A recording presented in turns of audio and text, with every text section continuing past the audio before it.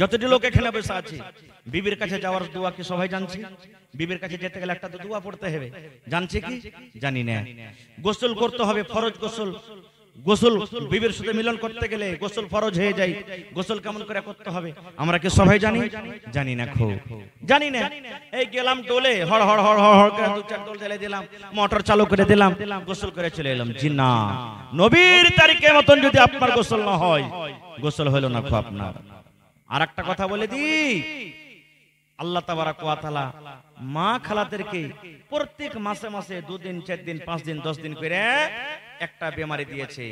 সেটা হলো কি? মাসে খায়, যাকে আমরা বলি মাসে মাসে আছে। ওই মা খালা কি করে? নামাজ পড়বে না, তখন রোজা করবে না। খুব ওই হালাতে জয় দিন 2 দিন 3 দিন 4 দিন 5 দিন না পা খেয়ে থাকবে। ওই সময়তে রোজাও করবে না, নামাজও পড়বে না। আর পুরুষেরা বিবির কাছে হাম বিস্তারিয়ে করবে না, চুমাচাটি করতে পারবে, গায়ে গায়ে মিলিয়ে শুতে পারবে, এক জায়গাতে আরাম করতে পারবে, হাতের খেতে পারবে, কিন্তু তার সাথে সহবাস করতে পারবে না। আর একটা কথা বলে দিই, এমন দুনিয়াতে মা আছেন, এমন দুনিয়াতে বেটি আছেন, এমন দুনিয়াতে বহিন আছেন, মাসে 3 দিন 4 দিন দূরের কথা, মাসে 15 দিন 20 দিন করে তার হইতে রক্ত আসতে থাকে। এরকম আছে না নাই? আজ ভালো হইলো, 2 দিন পর ফের রক্ত দেখা দিলে, 2 দিন পর ভালো হইলো, ফের 2 দিন 1 দিন পর ফের রক্ত দিলে। কত মা খালা তো এমন আছে যে 15 দিন 20 দিন লাগাতার হই চলিচ্ছে রক্ত। এবার উকে মাসে তাহলে নামাজ রোজা কোনোদিন করবে না? ভাইরে শোনেন, একটা হলো নেফাস, নেফাসের খুন, একটা হলো হাজের খুন, আর একটা হলো ইস্তেহাজার খুন। এই 3টা রক্তকে আমাদেরকে আলাদা আলাদা করে জানতে হবে। একটা হলো হাজের খুন, হাজের রক্ত কাকে বলে? মা খালাদেরকে মাসে 3 দিন 4 দিন 5 দিন 6 দিন করে মাসে মাসে যখন আসে, মা খালারা যখন সাবালিকা হয়ে যায়, বহিনেরা যখন সাবালিকা হয়ে যায়, আল্লাহ রাব্বুল আমিনের পক্ষ থেকে মাসে 3 দিন 4 দিন 5 দিন 6 দিন করে একটা রক্ত আছে। এটাকে বলা হয়েছে হাজ, এটাকে বলা হয়েছে মাসিক। যেই দিন না পাক হয়ে থাকবে রে বোন, ওই দিন তুমি নামাজ পড়বে না, ওই দিন তুমি রোজা করবে না। আল্লাহ রাব্বুল আমিন জীবনের মতো ওই নামাজটাকে তোমার maaf করে দিয়েছে, কিন্তু রোজা maaf করেনি। এই জন্য যদি কোনো মা খালা রোজার মাসে না পাক হয়েছিল, ওই রোজা 3 দিন 4 দিন 5 দিন রোজা ছুটে গেছে, ওই রোজা কোটাই এখন পুরা করতে হবে। ওই বাকি রোজা কোটা এখন তাকে কাজা করতে হবে। এটা হলো হাই। আর একটা হলো কি? ইস্তেহাজা। ইস্তেহাজা কাকে বলে? এটা হলো একটা বেমারি, এটা হাইজ লয় রে ভাই, এটা একটা বেমারি। কত মা খালা 15 দিন হয়ে গেল ভালো হইতে পারে না, 20 দিন ধরে রক্ত আসছে ভালো হয় না, 3 দিন ভালো, 2 দিন ভালো, 5 দিন পর আর রক্ত দেখা যায়, ভালো হইতে পারে না। ওই মাকে বলবো, বোন রে, এটা হাইজ নয় গে মা, এটা হাইজ লয় রে বোন। যদি এরকম কোন মা খালার রক্ত আসে, এলাচ পানি করে যদি ভালো না হয়, আল্লাহ নবী তার অপশন দিয়ে দিয়েছে। ওগুলা কথা কোথায় শিখবেন? এই মাদ্রাসাতে শিখতে হবে, এই মাদ্রাসাতে কিতাব পড়বেন, শিখতে পাবেন, অন্য কোনো জায়গাতে শেখা যাবে না। আল্লাহ রাসূল বলেছেন, মহিলা রে, ওইটা তোমার একটা রক্ত ফেটে, ওইটা তোমার একটা নাস ফেটে, রক্ত আছে, ওইটা তোমার হাইজ লয়, ওইটা হলো ইস্তেহাজা।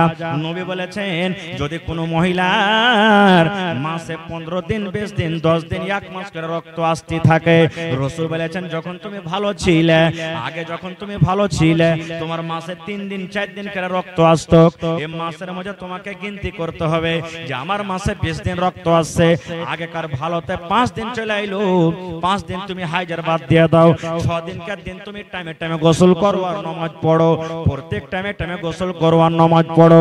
বলবেন, মাওলানা গোসল করতে পারবো না, ঠান্ডার সময়তে 5 বার গোসল করতে আমাকে পেরেশানি আছে, আমার কষ্ট হয়, 5 বার গোসল করতে পাবো না। তাহলে মাকে বলবো, বোন রে, জোহরের নামাজটা একটু ঢিলা করে দেন আর আসরের নামাজটা একটু চড়িয়ে দেন, 2 টাইমের নামাজের মাঝখানে একবার গোসল করলেন, আর গোসল করার পর জোহরের নামাজ আপনি আদায় করেন, আসরের নামাজ আদায় করলেন। এবার আবার রক্ত কিন্তু আসতে আছে, এবার আপনি কি করবেন? মাগরিবের যখন আজান হয়ে গেল, মাগরিবের নামাজকে একটু ঢিলা করে দেন আর এশারের নামাজকে একটু আগা করে দেন আর দুই নামাজের মধ্যখানে আরেকবার গোসল করলেন গাম্মা আর গোসল করার পর আপনি দুই টাইমের নামাজকে একসাথে পড়লেন আর ফজরের জন্য একটা গোসল করতে হবে আর ফজরের গোসল করে আপনাকে ফজরের নামাজ পড়তে হবে এটা হলো ইস্তেহাজার খুন এটা একটা বেমারের খুন এই হালাতে নামাজ পড়তে হবে এই হালাতে রোজা করতে হবে আর এই হালাতে আপনার সাথে স্বামীও মিলন করতে পারবে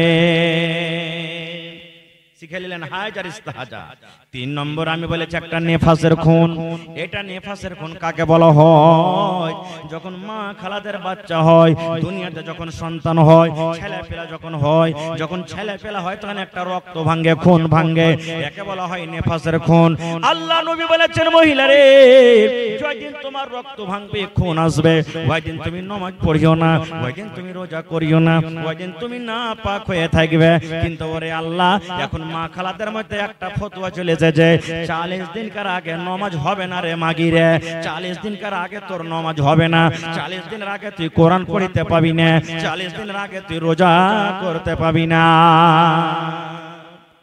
সবার জন্য 40 দিন নয় কোন মহিলা 10 দিনে ভালো হয়ে যায় কোন মহিলা 5 দিনে ভালো হয়ে যায় কোন মহিলা 15 দিনে ভালো হয়ে যায় কোন মহিলা 1 মাসে ভালো হয়ে যায় যে যখন ভালো হয়ে গেল তারপরের দিন থেকে নামাজ রোজা করবে 40 দিন সবার জন্য নয় কোন মহিলা আছে 40 দিন পর্যন্ত রক্ত আসছে ও 40 দিন পড়বে না বাকি যে 10 দিনে ভালো হয়ে গেল 11 দিনকার নামাজ পড়বে যে 20 দিনে ভালো হয়ে গেল 21 দিনকার দিন নামাজ পড়বে যে 30 দিনে ভালো হয়ে গেল 31 দিনকার দিন নামাজ পড়বে এটা হলো সহিহ মাসলা এগুলা শিখবে কোথায় এই মাদ্রাসাতে শিখবে ভালোবাসা কেমন অন্তর থেকে মহব্বত করে নিলাম হ্যাঁ নবীকে তো খুব মানছি নবীকে খুব ভালোবাসছি এটাই না মহব্বত জি না নবীর সাথে মহব্বত নবীর ভালোবাসার মানে হলো আল্লাহর নবী যা করতে বলেছেন তা করতে হবে যেটা থেকে মানা করেছেন তাদের থেকে রুখতে হবে নবীজি যেটা করতে বলেছেন সেটা করতে হবে আর নবী সাহেব যেটা করতে মানা করেছেন সেটা আমাদেরকে ছেড়ে দিতে হবে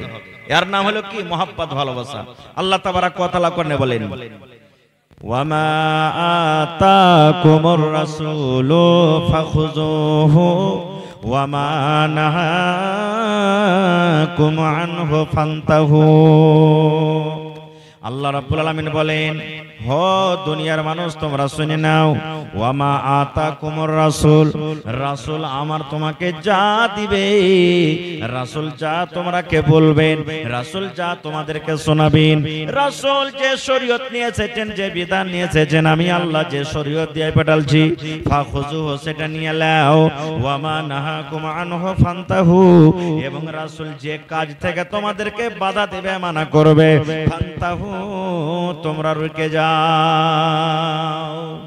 আল্লাহ কোরআনে অন্য জায়গাতে বললেন রাসূল যা দিবে সেটা নিয়ে নাও আর রাসূল যাতে থেকে মানা করবে রুকে যাও তাইলে শরীয়তে দুই রকমের কথা পাওয়া গেল একটা হলো হ্যাঁ একটা হলো না একটা করো একটা ছাড়ো একটা ধরো একটা ধরিও না সোজাসুজি কথা দুই রকম কথা আছে এবার কেমন কথা নবীর মানতে হবে নবীর কথা কেমন মানতে হবে একটা প্রমাণ দিচ্ছি আল্লাহর নবী যখন হিজরত করে মক্কা থেকে মদিনা চলে গেলেন মদিনাতে মদিনার সাহাবীরা আনসারী সাহাবীরা কি করছেন বেটা খাজুর গালাকে ধরে ধরে বেটি খাজুরের সাথে বাঁধছেন কেমন করে বাঁধছিলেন ওরা আল্লাহ জানে বেটা খাজুরের গাছ আর বেটি খাজুরের গাছকে বাঁধছেন এক জায়গাতে নবীজি দেখলেন ওরাকে দেখে তখন বলছেন হাগো এগুলা তোমরা কি করছো বেটা খাজুরকে দেখছি বেটি খাজুরের সাথে তোমরা বাঁধছো এটা কইরা কি হবে তখন আনসারী মদিনার সাহাবীরা বলছেন ইয়া রাসূলুল্লাহ আমরা এজন্য করছি এই কাজটা করছে তো খাজুর বেশি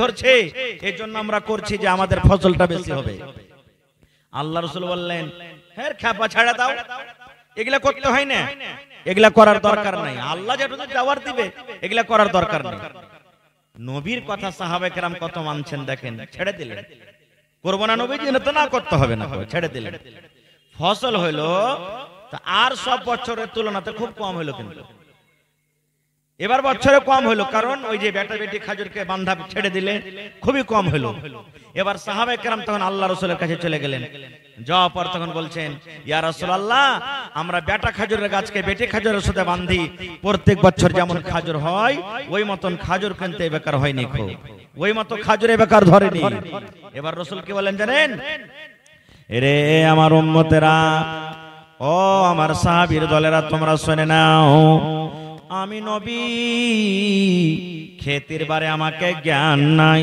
খেতির বারে আমাকে জানকারি নাই, খেতে কেমন করে করতে হবে আমি জানি না। খেতের জ্ঞান তোমরা যতক্ষণ রাখো আমি নবী রাখি না। ফসল সম্পর্কে জমির চাষবাস কেমন করে করতে হবে তোমরা বেশি জানো, আমি নবী জানি না। তাইলে বাবা তোমরা শুনে নাও, যখন আমি দুনিয়াদারি কোনো কথা বলবো ওই কথাটা শুধু আমারই শুনতে হবে তা নয় রে। দুনিয়ার যখন কোনো কথা বলবো ওই কথাটা আমার থেকে যদি তোমরা বেশি জানো, তোমাদের তাজরুবা যদি বেশি থাকে, তাহলে ওই সময়তে আমার কথাটা তোমরা মানিও না, শুনিও না। আর শরীয়তের যখন কোনো কথা বলবো, শরীয়তের যখন কোনো কথা তোমাদেরকে শোনাবো, ওই কথা কিন্তু তোমাদেরকে মানতে হবে। বাবারে শোনো, তোমরা যে খাজুরের গাছে বেটা খাজুর বেটি খাজুরকে ধরে ধরে বাঁধছিলে, আমি নবী এটার ব্যাপারে আমাকে জ্ঞান ছিল না, আমি জানছিলাম না। এই জন্য আমি তোমাদেরকে বলেছিলাম এটা হলো দুনিয়াবি ফসল, এটা দুনিয়াবি চাষ। যাও যাও যাও যাও, তোমরা যেমন ফসল করছিলে তেমন করো। দুনিয়ার যখন কোনো কথা বলবো তখন তোমরা মানো, কিংবা আমাদের চাইতে তোমাদের জ্ঞান বেশি আছে তোমরা মানিও না। কিন্তু শরীয়তের কথা, দিনের কথা যখন বলবো তখন ওই কথাটা মানিও। কথাটা ক্লিয়ার হয়ে গেল? নবীর কথা কখন মানতে হবে? যে কথাটা নবীর না শুনতে গেলে গুনাহ হয়ে যাবে, কথাটা নবীর মানতে হবে। দুনিয়াদারিতে যদি কথা নবীজি বলেছেন কিছু, যেমন একটা উদাহরণ দিলাম, এই ধরনের কথা যদি আপনাকে ভালো লাগে তো মানেন, আর যদি না মানেন আপনার গুনাহ হবে না। আর একটা কথা শুনে